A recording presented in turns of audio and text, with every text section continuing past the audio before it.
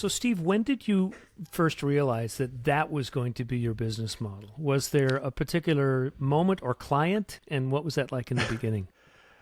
So we really didn't completely focus in on writing books for people until about the last 2.5 years.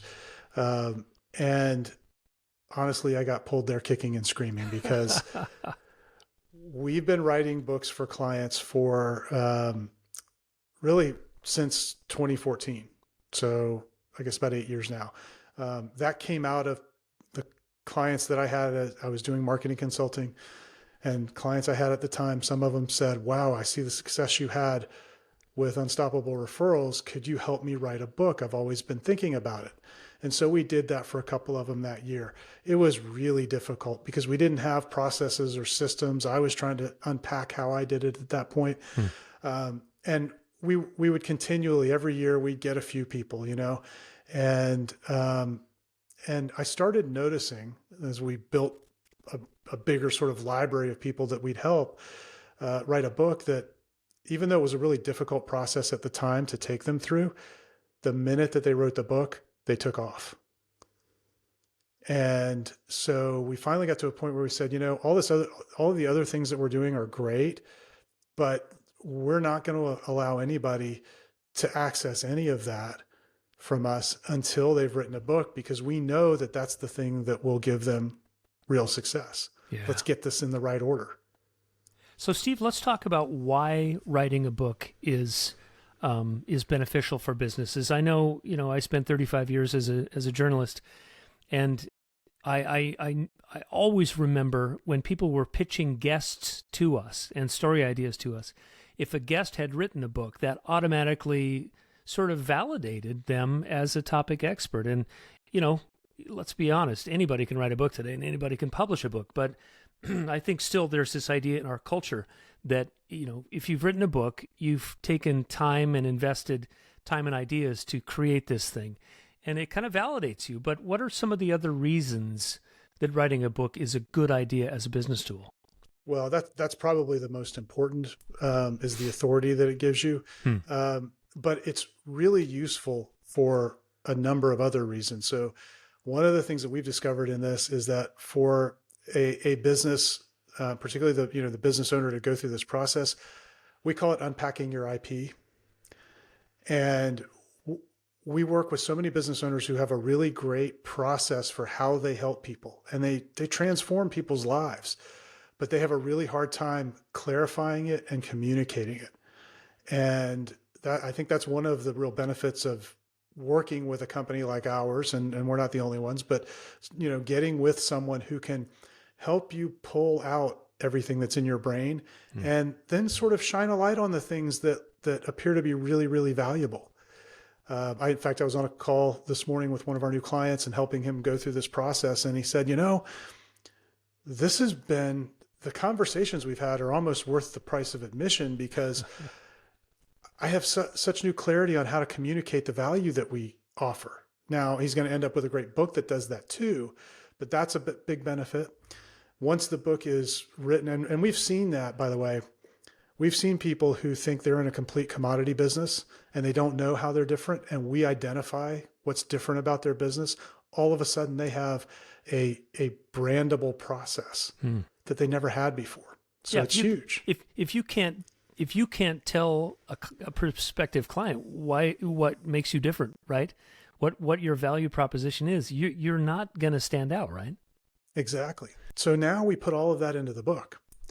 And in the book, so our approach is not to try and write a textbook that teaches someone how to do what you do, right? The best clients don't want that. The best clients are interested most in transformation. They've got an itch that they're trying to scratch. They have a problem that they can't figure out how to solve. There's an opportunity that they really want to go and capture, but they can't figure out how to get there. All of those are different ways of saying they have a problem and they need a guide. And so we start the book talking about the problem that person faces. The other end of that journey is the bigger, better future that they really want. And so we paint a really great picture at the end of the book. And then in between the two, we connect the dots with your unique mechanism, the series of steps that you take someone through. That's that brandable process that we extract. And now you've got a really great tool that demonstrates to people that you've given this a depth of thought. You know, the best clients don't want to know how to do what you do, but they want to know that you're the expert and you have a plan, and they want to see kind of what the plan is. They don't want to just completely take it on faith. So one of the really great advantages is when we work with particularly people who are in an intangible service, all of a sudden that book takes that intangible service and it makes it really tangible for people. Yeah. What do you say to business owners who may say, well, Steve, if I give all my secrets away in this book, competitors will take my ideas. You talked about IP. What do you tell business owners who are reluctant to, quote unquote, give too much? So my sort of flippant answer is, if you think you can give too much in a 150-page book or even in a 1,000-page book, then you're really not that much of an expert. Nice. And I actually kind of mean that. I mean, if that's all the depth that you have, maybe you shouldn't write a book. But the people we work with they've been doing it for years and in some cases decades before they finally decide to write their book. They have such depth of knowledge, they've forgotten more than we'll ever put into the book. And so I don't ever think that that's a real risk. And I'll give you with my books as an example. With Unstoppable Referrals, I know that people have taken that book, and other than the $17.95 they paid Amazon that I got a little piece of, they didn't pay me anything. And they've gone and made hundreds of thousands of dollars or millions of dollars in referrals using that methodology. That's fantastic. That's awesome. It didn't cost me anything. You know what? I got so much out of that book that if some people want to go do it themselves, that's fine. Do-it-yourselfers are never your clients. The people who have looked at that and said, this is really great, but I want a guide. Well, those people have paid for the house that I live in and put my kids through college and put nice cars in my garage. I'm doing okay. And if I have to give something away to do that, I'm okay with that. I'm guessing that personal stories are a big part of it because, as human beings, that's how we've transmitted information for, millions of years, is to tell stories. And I'm guessing that in your books, when people start to write out their successes as business experts, that you focus on some stories, because I want to know if I'm going to hire somebody to do a certain job that they've done it really successfully for others in the past, right? Yeah, absolutely. And that can be challenging. So we've helped people who are really expert at what they do, but maybe they're moving out of a corporate environment where they develop this expertise and starting a consulting firm, for example, and they don't have those stories.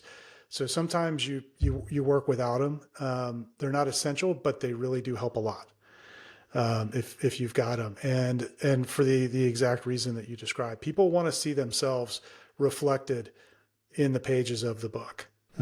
And so having stories is great. But again, I mean, we've got many examples of successful books that don't have them. And we work with a lot of professionals who are in professions where privacy regulations preclude them from sharing them. So it's never a deal breaker, but it's a great advantage if you have them.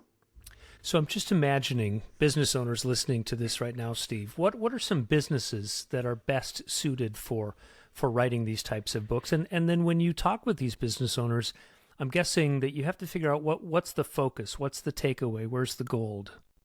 Absolutely. So the businesses that really will benefit most from a book are those that are selling something that is meets one of these criteria. It's either what we would call high ticket. In other words, people are paying them at least $5,000 in the first year they work together. And more likely they're paying them 5 figures or 6 figures or 7 figures. So it's got to be expensive. It needs to be complicated, something that's a big, hairy problem for people to solve. And usually if they're spending that much money, it is. And the example I give, I give a talk one time to a group of CEOs. There were 12 CEOs in the room of different types of companies. And one of them happened to own a string of Krispy Kreme donut franchises. Do you guys have Krispy Kreme up there where you are, Mark? Oh, yeah. Dangerously close to, the best to where donuts I in live. the world.